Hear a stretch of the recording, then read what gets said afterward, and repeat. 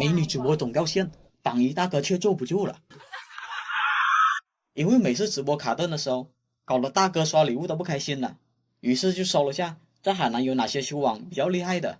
哪成想，我就成了这个幸运蛋。我收到了大哥的命令后，我就马上出发了。在路上我就想着，我这回不把人家网络给修好，我都对不起人家大哥一片真心了。但当我过去的时候，才发现人家压根不是在家里面直播，而是有直播间的。这下难度一下子上来了，因为大多数直播间为了节省成本，都是共用宽带和设备的，所以我有种不好的感觉。当我走进房间的时候，好消息是这房间的 WiFi 并不差，而且还是下血本那种。你别看这个玩意在市场上一个就小1000了，看来问题还是出现在他们主机柜上。我让小姐姐带我去见了下负责人，我说明来意后，负责人其实也是很头疼这个网络的，他们已经换了好多设备了，一听到有人免费给他修网络，那感情好，二话不说就直接带我来到了热电箱。机房在哪里？这里啊，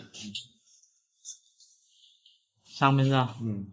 我看了一眼热电箱，好家伙，搞直播的就是不差钱，居然用这么高端的企业路由器来做核心网关，这种设备随便带200-300个人上网都不是事。至于下面这个交换机，那就更厉害了，属于网管型交换机的一种。至于它上面插的网线，就负责每个房间的网络了。当时我看了下主路的线路，有2条线是连接光猫的，剩余这条则是把网络跳到这个交换机上的。总的来说，他们这边的设备是没有任何问题的，网络环境也不乱，按理说应该不会卡顿啊。那我只能把目标瞄准到这2条宽带猫上了。当时我就怀疑是不是宽带上传不够导致的卡顿，毕竟他们不是专线的猫。于是我用电脑插了上去，测了下上传的宽带。经过一番测试下来，宽带倒是没有什么问题。于是我只能进入路由器后台看看什么情况了。进来后台后，我一看到这些配置，我就大概知道什么原因了。但是我当时还没那么确定，所以我逛了几个房间验证了下。但是让我没想到的是，我逛了几个房间，居然还有意外的发现。对，这速率不行，这速率只有173兆，你那个房间 WiFi 压根就没有运行，你那网络能用这就很厉害了。就是一直很卡呀，我一直吵很卡呀。你看，你拿那个什么来看一下吧。你这边这房间是143兆，那就意味着你连的是隔壁或者更远的房间 WiFi。这是房间 WiFi 统一的弊端。你看起来信号是满的，看见没有？它实际上连的是实际上你看，它173兆，而且还是极其不稳定的。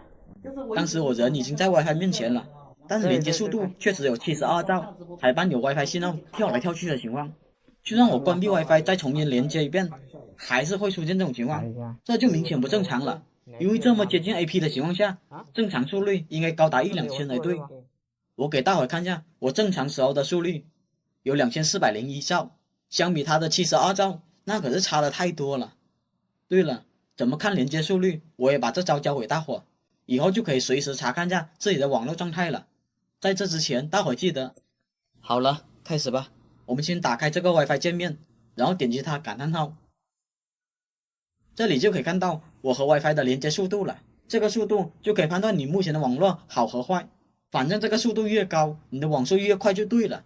所以别老看这个图标不实用的。你们刚才也看到了，72兆也满格，2401兆也是满格，但是网络已经天差地别了。其实到了这里，我就已经明白他们网络不好用的原因了。那就是我人在8号房间，连接却是7号房间或者6号房间的 WiFi， 这就导致 WiFi 的速率急剧的衰减，网络变得特别的不稳定。后台的数据也验证了我的猜想。看到没有？房间刚才这2个嘛，房间空空无人，相连了5个设备，而且都是隔了墙，你说它网络能稳定吗？这个房间我刚才去过，里面空空如也，但是居然连了5台设备。这个房间有人在直播，但却没有任何设备连接上，这算是统一 WiFi 名称的一种弊端吧。当时我解决的方法就是，在不影响他们漫游的情况下，我又给每一个房间新增了一个独立的 WiFi 名称出来，这样的话就不用担心他们手机连接到隔壁的 WiFi 了。由于他们房间相隔实在太近的缘故，其实我还担心他们掉线也可能是信道干扰的缘故，我怕大伙听不懂，所以我根据那边的房间画了一张图。比如这个房间的 WiFi 信道是1，那么它的辐射范围最好不要再出现信道1的 WiFi 了，不然两个会相互干扰，导致设备掉线的。我们应该把隔壁的房间的信道改为6，让他们信道给错开，这样的话就不会被干扰到了。至于下面这个房间，我们可以换成11的信道，然后这个房间再改成信道1的，这样就很有效的把信道相互隔开，这样的话就解决了他们掉线的问题。不知道为什么这一点路由器总是做的不好，所以经常要人工修改信道。好了，搞定，收工。这几个监控居然能让我足足维修2天，他们线是这么走的，这样走的，还有这样走的。我实在没想到3个师傅这么狗，留下这么多坑在跑路。这个插排居然是这样反正供电，要不是小胡我多看一眼，没准真的被他给送走了。这期维修的麻烦程度，搞得我回去看这堆素材都不知道从何讲起了。接下来就让你们见识一下3个师傅究竟埋了多少坑吧。当时我随着包叔公来到了12楼的监控室，我想着修监控嘛，觉得这几个监控花不了我几个小时。我过来之前就几百块钱答应了下来，没想到答应下来后，这下真的把我折腾够呛了。开始我来到录像机跟前，打算看看通道的时候，他就给了我一个下马威，这个画面直接就卡住了，鼠标和画面可以动，但是这个界面就被定格住了。录像机也发出沙哑的声音告诉了我，老兄，我快不行了，赶紧让我下岗吧。但是他这么一直卡的也不是一回事，我当时只能拔电重启了。让我没想到的是，拔电重启后，我操，全部画面居然都没了。玩的，我可啥都没干了，我就拔了个电而已。我一度怀疑他们之前会不会找了一圈师傅，见到这种情况都没个愿意过来维修，就找到了我这个倒霉蛋吧。当时我在想着要不要跑路的时候，他居然又自己恢复了。既然答应了人家，那只好修咯。我先从这网线开始下手，这条网线是传出监控信号进来的，我顺着网线一路下来，发现它是接在这个交换机上的。我通过看交换机上面的灯，只有4号口和5号口的灯是正常工作的，4号口的网线是接在录像机上的，其他的网线是干嘛的我目前还不清楚。至于5号口的网线，很明显它是负责8个监控的信号的，因为整个交换机上只有它和录像机的线是正常的。我拔了它，在上楼看了一下，8个画面果然全部没了。那这条线就是传出8个监控的主线了，但是它这是通向哪的呢？我只能用寻迹仪来找了。当时我看线是通到楼下的，于是我打算去11楼的热电枪碰碰运气。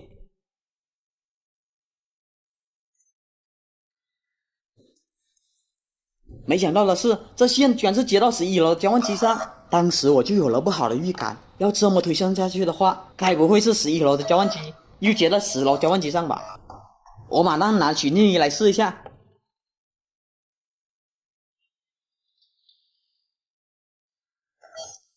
结果真的是11楼又接到了10楼，10楼再接到了9楼，这样一层一层接下去，好家伙，难怪3任师傅会跑路。这种情况只要任何一层交换机出了毛病，监控都得挂呀。最后我一路找到了2楼，才找到了这个真正的监控交换机。原来所有的摄像头的线路都是汇聚到这里的，再由这里统一传到12楼的主机上的。这个交换机我看了下灯，确实只有8个监控正常，这下搞清楚他们的线路走向，那维修就容易多了。所有的摄像头都是通向这里的，我只要保证他们的线路通了，就可以修好了。但是你真的以为上一个师傅留的坑就这么点吗？维修第一个监控就让我吃了闷亏。我上去用设备对线的时候，发现只有1、2、3、6的灯亮。按理说它另一端接到 PoE 交换机上1号、2号的灯应该是这样亮才对啊。经验告诉我，它肯定没有接到2楼的 PoE 交换机上。但是我还是去了2楼苦寻一番，找了半天，确实没有通到这里。我只能回到1楼，好在我能顺着网线一路跟到这里，发现这里有一个交换机，我用设备对了下，那条网线果然是插到这个交换机上的，这就迷之操作了。这交换机不具备 PoE 功能，你插上去摄像头它也不会通电啊，我搞不懂它这样接的意义何在，这不是糊弄人吗？线没有通上2楼的 PoE 交换机，这种情况小胡我只能被迫帮他们重新拉一条线解决这个摄像头问题了。大伙也别纠结我这个布线工艺了，他们全部的线都这么乱了，我想整齐也难了，咱算是入乡随俗了。就这样拉一条线到2楼，就修好了这个监控。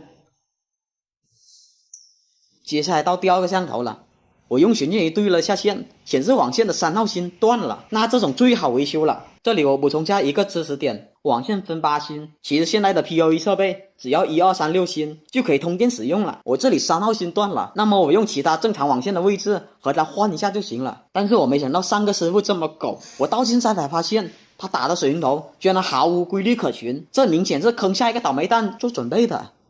更狗血的是，因为网线质量做的太差，我即使调换了位置，摄像头也无法正常供电。这趟真的是亏到姥姥家了，能怎么办？我又被迫重新帮他们拉了一条线。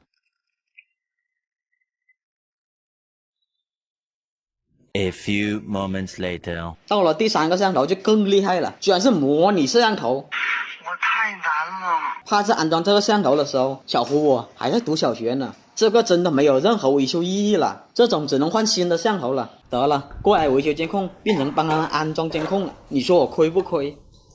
至于后面剩余的摄像头，别提了。我用设备测试，都是网线不同程度的断芯导致的。因为当初那个师傅的网线是这样从楼上垂下来的，这样日晒雨淋能不坏吗？这可是我的底线了。虽说维修变安装有点亏，但是答应了人家，我们就要把事给他做好。我可不能像那个师傅那样把线抛下去，我所有的网线一律走了室内。为了避免监控和录像机跳了那么多层交换机，我也从12楼拉了一条网线直接到2楼的 PoE 交换机上。这样的话，监控不知道比先前串联的线路稳定了多少倍。可以啦。好了，大伙说我这期亏了多少？